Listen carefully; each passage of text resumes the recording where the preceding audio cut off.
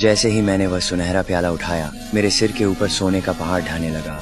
जैसे ही खजाना खिसकने और फिसलने लगा, एक विशाल ड्रैगन की आंख अचानक मेरे सामने आ गई। मैं पूरी तरह डर गया और तुरंत एक पत्थर के स्तंभ के पीछे छिप गया। लेकिन जैसे ही मैंने खुद को संभाला, दूसरी तरफ का सोना भी हिलने लगा। अब मैं सच में घबरा गया था। मैंने इस ड्रैगन के बारे में किंवदंतियां सुनी थीं, लेकिन कभी नहीं सोचा था कि वह इतना विशाल होगा। मैं बस वहां से निकल जाना चाहता था, लेकिन कुछ ही कदम चलने के बाद मेरे ऊपर ड्रैगन का सिर हल्का सा हिला। मैं वहीं जम गया, चुपचाप प्रार्थना करने लगा कि शायद वह बस नींद में करवट ले रहा हो। अगले ही पल ड्रैगन की आंखें पूरी तरह खुल गईं। मैं बेतहाशा छाया में भागा और जेब से वन रिंग निकालकर जल्दी से पहन ली। मैं तुरंत गायब हो गया। पर इस ड्रैगन को बेवकूफ बनाना आसान नहीं था। भले ही वह मुझे देख न सके, पर वह गंध सूंघ सकता था और मेरी सांसें सुन सकता था। उसे पास आते देख मैं खुद को रोक न सका। मैं मुड़ा और भागा, लेकिन ड्रैगन जल्दी ही मुझे पकड़ लिया। यहाँ तक कि अदृश्य रहते हुए भी जब भी मेरी नजरें उस ड्रैगन की आंखों से मिलती, मेरा सिर फटने जैसा महसूस होता था। आखिरकार मैं और सहन नहीं कर सका। मैंने अंगूठी उतार दी और खुद को प्रकट कर दिया। अपनी जान बचाने के लिए मैंने तुरंत दिमाग लगाया और ड्रैगन की तारीफें करने लगा। मैं कोई चोर नहीं हूँ, मैं तो बस महान ड्रैगन की दैवीय भव्यता को अपनी आंखों से देखना चाहता था। यह बात उसे पसंद आई। उसने गर्व से सीना फुलाकर अपना विशाल शरीर दिखाया। मैंने तारीफ जारी रखी। कहानियां आपकी भव्यता नहीं दिखाती, आप असल में और भी शानदार हैं। इस चतुर जीव के सामने ड्रैगन सतर्कता कम कर मुझसे बातें करने लगा। तभी मेरी नजर उस पर पड़ी, उस आर्केना स्टोन पर जिसे मैं ढूंढ रहा था, जो थोड़ी ही दूरी पर चुपचाप पड़ा था। मैं ड्रैगन को बातों में लगाए रखता रहा और धीरे धीरे रत्न की ओर बढ़ता गया। लेकिन अचानक उसकी आवाज का लहजा बदल गया और वह डरावना चेहरा फिर लौट आया। उसे हवा में बौनों की गंध आ गई थी। अफरा तफरी में उसकी पूंछ लहराई और आर्केना स्टोन को उड़ा दिया। मैं बिना सोचे समझे पत्थर की ओर झपटा, लेकिन चाहे मैं कितनी भी तेज दौड़ा, उन घातक पंजों और लपटों से बच नहीं सका। ड्रैगन ने फिर से जल्दी ही मुझे पकड़ लिया। लेकिन जैसे ही मैं जमीन पर गिरा, मैंने एक अहम बात नोटिस की। उसके सीने पर एक जगह पर तराजू स्केल गायब था। तो काले तीर से ड्रैगन के घायल होने वाली कहानी सच थी। इस बार ड्रैगन ने कोई रहम नहीं दिखाया। उसके जबड़े सीधे मेरी ओर झपटे। आखिरी पल में मैं मुश्किल से बच पाया। गुस्से में भरे ड्रैगन ने अपनी आग के रूप में अपना क्रोध छोड़ दिया। हर दिशा में लपटें फेंकता गया।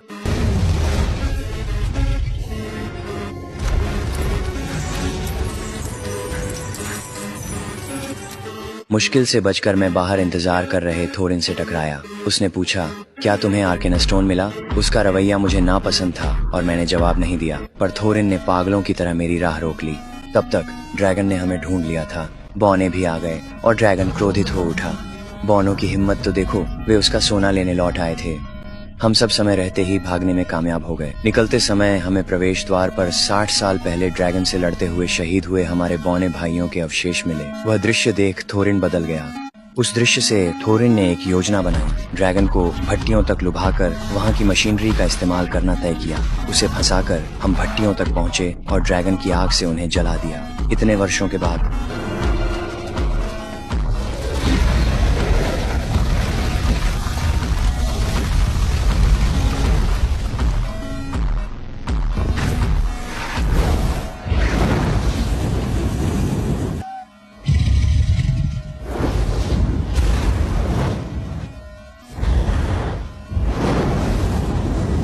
थोरिन के आदेश पर मैंने लीवर खींचा। बर्फीला पहाड़ी पानी बहता हुआ आया, जिसने अस्थायी रूप से ड्रैगन के जलते हुए क्रोध को शांत कर दिया। जैसे ही भट्टियों में सोना पिघलने और बहने लगा, बौनों ने हमला करने का मौका पकड़ लिया। इन छोटे बौनों द्वारा खिलौना बनाए जाने पर ड्रैगन पूरी तरह से गुस्से में था। उसने अपनी नजरें मुझ पर गड़ा दी, लेकिन अपने विशाल आकार के कारण वह बार बार संरचनाओं से टकरा कर रुक जाता था। एक बार फिर मैं मुश्किल से अपनी जान बचाकर भाग पाया। जैसे ही ड्रैगन ने ग्रेट हॉल के प्रवेश द्वार को तोड़ डाला और मुझे पूरा निगलने के लिए तैयार था, मैं पहले ही अंधेरे में फिसल चुका था। अपना निशाना न पा सकने पर ड्रैगन ने सोचा कि मैं लेक टाउन से हूँ और उसे पूरी तरह नष्ट करने के लिए उड़ गया। लेकिन तभी पीछे से एक जोरदार आवाज गूंजी। थोरिन बिना किसी डर के आगे बढ़ा और जोर जोर से ड्रैगन की कमजोरी का मजाक उड़ाने लगा।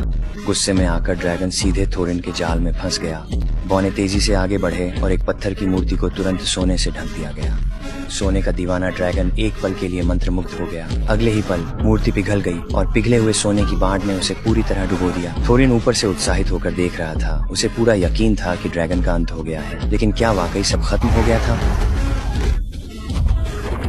क्या तुम सच में पूरी तरह से जो इच्छाएं पूरी करती हैं, लेकिन बदले में कुछ काम करवाती है, और जो काम वो उनसे करवाती है वो इतने खतरनाक होते हैं कि वे खुद यकीन नहीं कर पाते। शुरू में 3 बच्चे काजुकी, सनी और ताइची मंदिर में इच्छा मांगते हैं। भूत उनकी इच्छाएं लेकर भाग जाता है और उन्हें पुरानी दुकान की ओर बुलाता है। दुकान से उन्हें मिलती है भूतों की किताब, जिसमें लिखा है आपकी इच्छाएं पूरी हो जाएंगी, लेकिन आपको 7 राक्षसों को पकड़ना होगा और आपके पास सिर्फ 2 दिन का समय है। अगर आप यह काम नहीं कर पाए तो इस अजीब दुनिया में फंस जाओगे। उनके साथ उनकी नई टीचर हायामा और दोस्त मिनाटो भी इस रहस्यमयी दुनिया में फंस जाते हैं। बच्चे अपने काम शुरू करते हैं। पहला राक्षस था शरारती जीव। यह उनके घर में छुपा था, छोटा, तेज और शैतानी करता हुआ। बहुत दौड़ भाग के बाद ताइची ने चालाकी से किताब में कैद कर लिया। दूसरा राक्षस था गुफा का दानव। इसकी कमजोरी थी, बुरी बातें सहन नहीं कर सकता। तीनों ने उसे गालियां दी। वह गुस्से से बाहर आया। ताइची ने उसे किताब में कैद कर लिया। अब 2 राक्षस पकड़ लिए गए, लेकिन समय कम था, सिर्फ 2 दिन बच्चे थे। तीसरा राक्षस था झील का राक्षस। किताब ने उन्हें एक झील की ओर भेजा। राक्षस पानी के अंदर छुपा था। उसका शरीर सांप और मछली से बना हुआ था। वह हर कोई को पानी में डुबोकर मार देता था, लेकिन सनी ने हिम्मत दिखाई। उसने अपने कपड़े बांधकर एक लंबा जाल बनाया। जब राक्षस पानी से बाहर आया, सबने मिलकर जाल में फंसाया और किताब में कैद कर लिया। चौथा राक्षस था आइनो का दानव। यह राक्षस आइनो में रहता था, किसी का भी रूप लेकर धोखा देता था। कभी काजुकी बनकर आता, कभी हायाम। किसी को भी समझ नहीं आता कि असली कौन है। तभी असली बात पता चली, उसकी परछाई कभी जमीन पर नहीं पड़ती थी। काजुकी ने ध्यान दिया और तुरंत असली राक्षस की पहचान कर ली। वे सब मिलकर उसे किताब में कैद कर पाए। 5वां राक्षस था समय रोकने वाला। ये राक्षस समय को रोक देता था। अचानक सब जम जाते, सिर्फ वही चलता। बच्चे हिल तक नहीं पाते, लेकिन हिम्मत करके मिनाटो ने किताब खोली। भले ही वह खुद डर रहा था, उसने अपनी ताकत से किताब का जादू चलाया। समय का जादू टूट गया और राक्षस कैद हो गया। छठा राक्षस था अंधेरे का मालिक। अब सब बहुत थक चुके थे। किताब ने उन्हें एक टूटी हुई इमारत की ओर भेजा। अंदर गहरा अंधेरा था। इस राक्षस की ताकत थी, जितना डरोगे उतना वह बड़ा और ताकतवर होगा। सब डरे, लेकिन हायामा ने हिम्मत दी और कहा अगर हम डरेंगे नहीं तो यह कमजोर पड़ जाएगा। धीरे धीरे राक्षस छोटा होता गया और आखिरकार किताब में समा गया। 7वां और आखिरी राक्षस था असली सच। अब बस एक राक्षस बचा था। किताब ने दिखाया यह राक्षस मंदिर में है, जहाँ से सब शुरू हुआ था। जब वे मंदिर पहुंचे तो चौंक गए। आखिरी राक्षस कोई और नहीं बल्कि वही भूत था जिसने पहली बार उनकी इच्छाएं ली थी। उसने कहा तुम सबकी इच्छाओं ने ही मुझे जन्म दिया। मैं तुम्हारी लालच और सपनों से बना हूँ। अगर तुम मुझे हराओगे तभी इच्छाएं पूरी होंगी। भूत बहुत ताकतवर था। वह उनके डर को पढ़कर उन पर हमला करता। कभी बिजली, कभी आग, कभी भयानक आवाजें। लेकिन तीनों दोस्तों ने हार नहीं मानी। उन्होंने याद किया उनकी असली ताकत दोस्ती है। भूत चिल्लाया अगर मुझे बंद किया तो तुम्हारी इच्छाएं कभी पूरी नहीं होंगी। काजुकी चिल्लाया इच्छाओं से बढ़कर हमें जिंदगी चाहिए। तीनों ने मिलकर उसे किताब में कैद कर दिया। तुरंत किताब चमकी और आवाज आई 7 राक्षस कैद हो गए हैं। अब तुम्हारी इच्छाएं पूरी होंगी।